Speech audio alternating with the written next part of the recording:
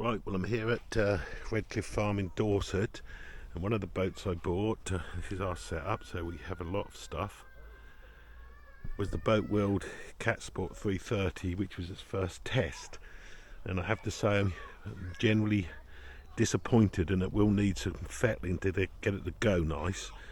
I don't think you can use this boat straight out of the box, if I'm honest, but I'll tell you the issues now. So the first issue I found, which you think, well, surely that's right, not right, but the other reviewer that did a review of the original model that was brought in, which is the same as this, thought the same, that when you mount the short shaft motor on this transom, and of course at the moment you can't lower that transom at all, and you put the boat in the water, you think that engine is not deep enough in the water. The prop and the cavitation plate doesn't seem deep enough in the water. I'm using a 9.8 horsepower Tohatsu 2-stroke, which is an ideal engine for this. I've also got a 15 horsepower Yamaha, which I will try, and hopefully that's got a slightly longer shaft. It's still a short shaft or a standard shaft nonetheless. So what actually happened was there was me and her indoors in the boat and a bag. Now I'm no lightweight,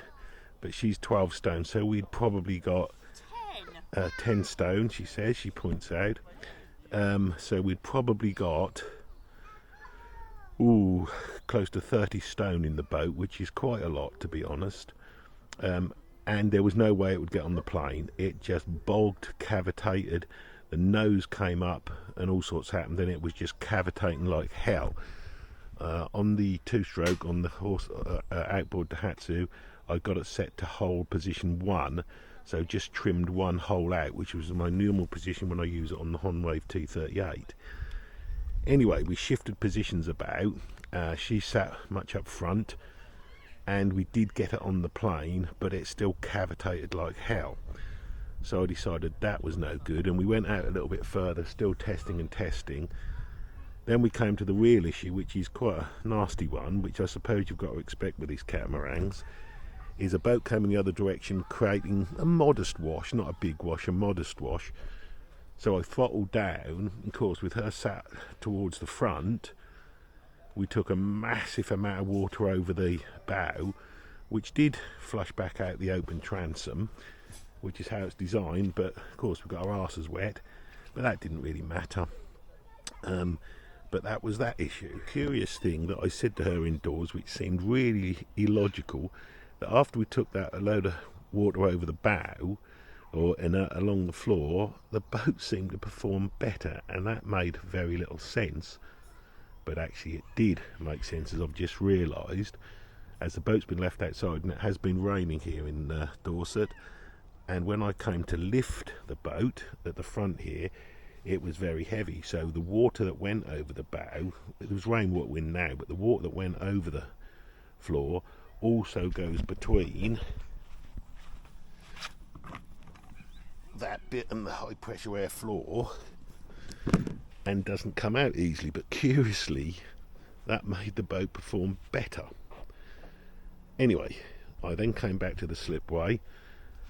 She got out, the bag got out, we took the seats out because, to be honest, they're just in the way.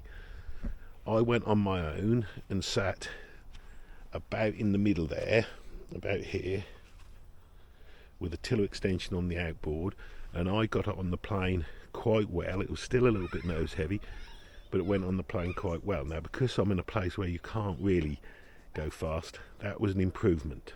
I forgot to mention that we also, at that point, prior to me testing in the process, was we trimmed the outboard, or put the outboard on the last pin, so it was trimmed in as much as it could. If I take the pin out completely, you do get a little bit more trim in, but I didn't want to do that. So the other issue that I saw when I put it all together, and the other reviewer commented about that, was in the normal configuration the transom is vertical.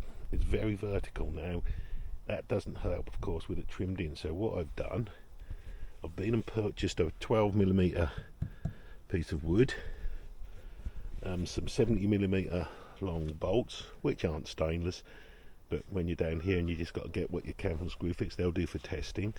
So I've pushed the outboard, I've pushed the transom back about 12mm here, It's a bit difficult at the bottom, and the holes nearly needed to be freeing up a little bit, but that has put a little bit of tilt on the backwards on the transom. So we're going to try it again with the same outboard, with the same trimming position, and I think that should be an improvement. Also, you can see I've strung the pins together on the wheels because they do tend to come out, as the other Ruby said. You don't want to use your pins, and you don't want to lose your wheels in the process. So they're the mods I've made, or the mod I've made, and I'm going to give that a go, hopefully later today. So in conclusion, what I would say about this boat at the moment, having not done many tests to be fair, is that it's certainly not a boat to use in place of a regular SIB where you want to go cruising places. It isn't really a dry boat. It's a boat to enjoy on a hot day in a sort of wetsuit or your swimming trunks, just to have some fun close to shore. Be careful in waves because it will take them over the front, but it could be a good fun boat. It's probably a boat for one adult or one largest person and maybe two smaller people, but not two medium people. It just, I don't think, will perform. So would I buy this Kat again? At the moment, I don't know. Probably not. But I really haven't done enough testing, and it is a Taker Kat copy, and Taker Kats are reasonably good, although I understand later Taker Kats had a lowered transom. So why that was copied with this transom, I don't know. But if that outboard was in the water just another 1.5 inches, or slightly longer shaft, which is the same thing, then it might go okay.